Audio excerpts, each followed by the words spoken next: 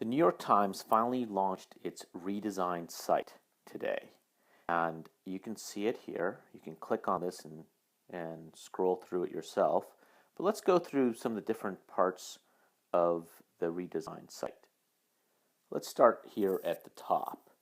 As you can see, it is a lot cleaner and there's a lot more white space than you had before. I do like that.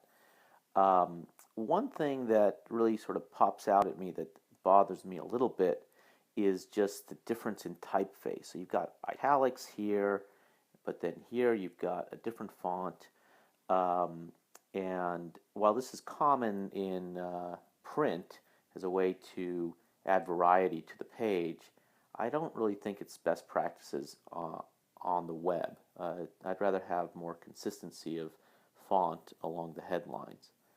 There's some other new items as well. You'll see here they've introduced a paid post, which is what they call native advertising.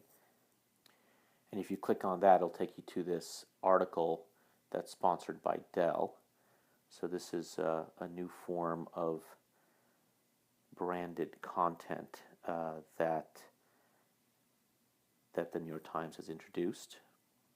But going back to the home page, if you scroll down, you'll see different columns. They pushed some things down. For instance, the video, which used to be higher up, used to be up around, maybe around here, has been pushed down a little bit, which I like the video. I'd like to see that higher. Of course, I'm biased since I have a video startup. But something else that I always look for is this most emailed and most popular articles. So this gets a lot of clicks on pretty much every website. And to push it all the way down, this far down the page, is an interesting choice. Now, maybe they know that it gets a lot of clicks and that people will look for it and that people will scroll down here and get more of a view of what's in the different sections. So maybe that's what they're trying to do there. But it'll be interesting to see if people scroll down that far or if they just don't get all the clicks that they used to be getting when that section used to be up higher, which was, I think, somewhere around here.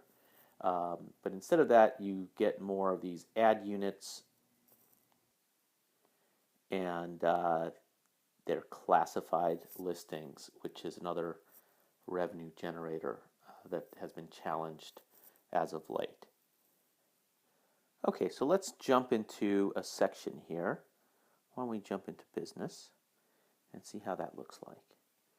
So again, you can see a lot more white space. Once you get into the sections, you get your latest news on the right, market data, everything that you'd expect, and everything's laid out in pretty logical fashion.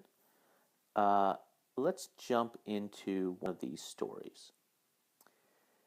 Here's a story about webcams, and here you've got a video that accompanies it, and the video is right up top, which I like. And if you scroll down, sometimes at the bottom of these stories you get either related stories, you get the most emailed on the right, and then you see how you have this fade in of more related stories that only occurs once you're at the end. I like that. It's a nice transition that borrows from maybe app design or even video. And then as you can see up here, you've got all sorts of related stories, and I think that's a good way to get people to click through to other stories as well. So what do you think about the New York Times redesign? Click on this poll and vote. Let us know. Add a comment. Make your own TouchCast.